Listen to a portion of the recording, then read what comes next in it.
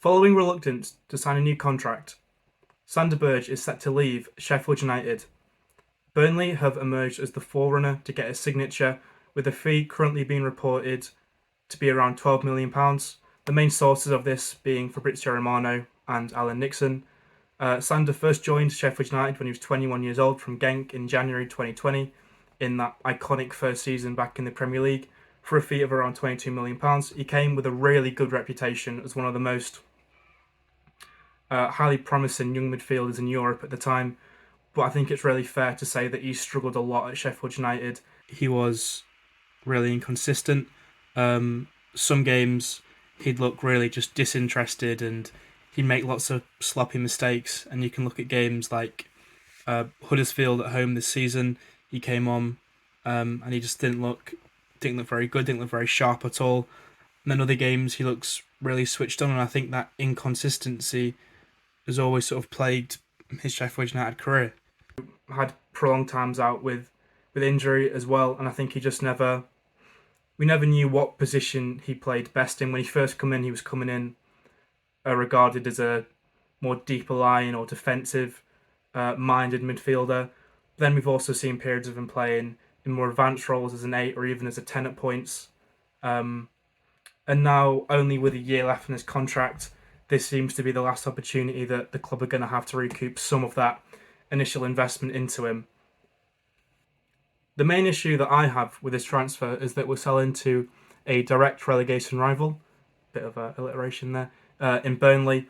I don't really think this is a wise decision.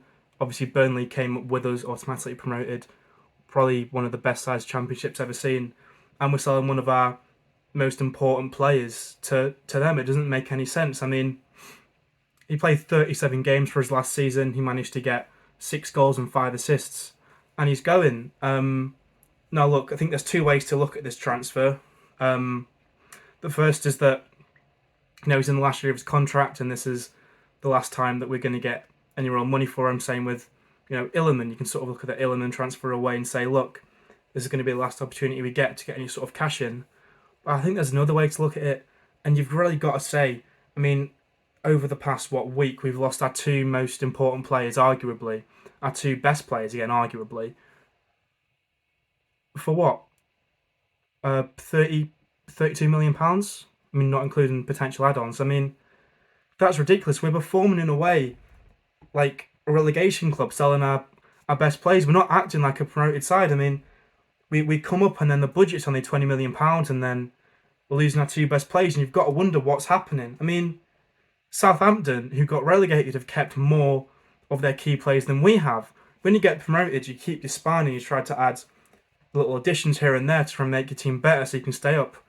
And we've taken out 2 key components, and then, we're looking at bringing in a few different players to fill the gaps, but you're not going to get players of the same quality, especially when there's only a few weeks of the window left. I think it's totally ridiculous, and I've got to question what's going on at the club. I mean, Paul Eckenbottom must be absolutely fuming. I mean, he wanted to keep every single player from the squad last season. He wanted to keep Sharp, wanted to give Sharp a new contract. And I imagine because of the board or because of budgets, whatever it may be, because of financial issues, we're losing key players. And what? Who are we going to bring in? I mean, I've seen rumours about Tommy Doyle coming back. Okay, so we get Tommy Doyle back. Is he going to fill those 37 games? I mean, because he hasn't got a great injury record himself. He missed a lot of games last season through injury. Again, that's not his fault, but I mean, as I said before, Sander played 37 games last season. If you want to include Fleck in this, Fleck played, I think, 25 games last season. He didn't play full 90 in all of them, but he made 25 appearances last season. And with his leg break, it appears that he's going to be out at least for a few months. So who's going to replace all them minutes?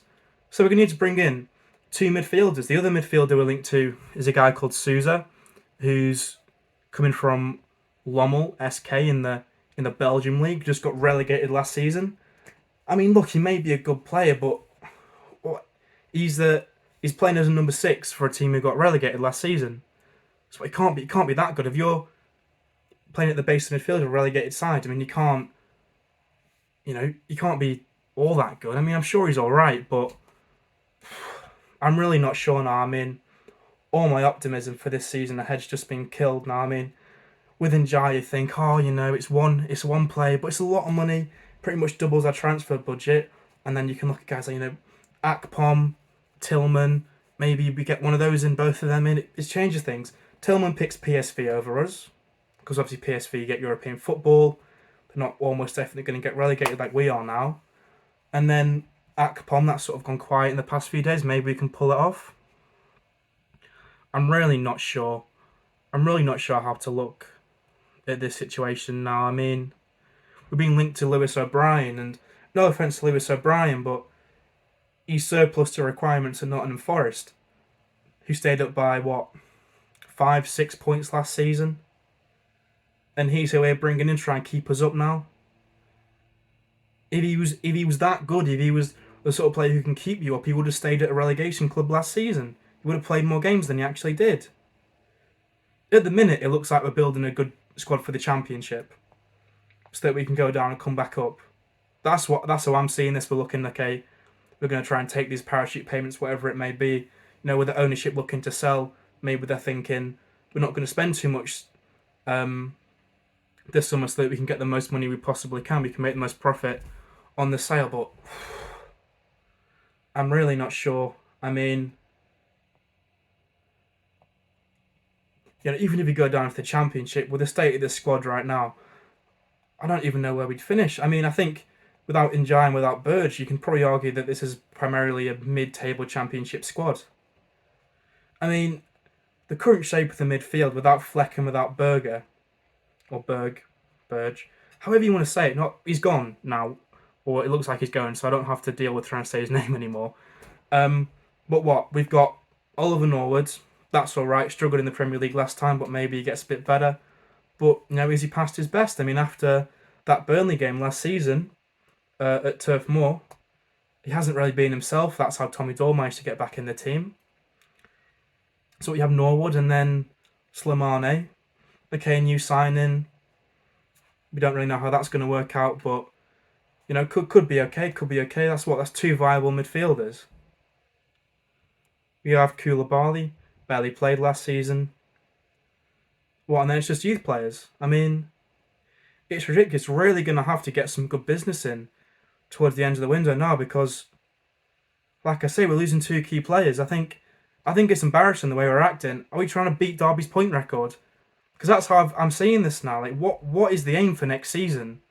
I'm sitting here thinking, honest to God, what is the aim for next season? To win 5 games, maybe?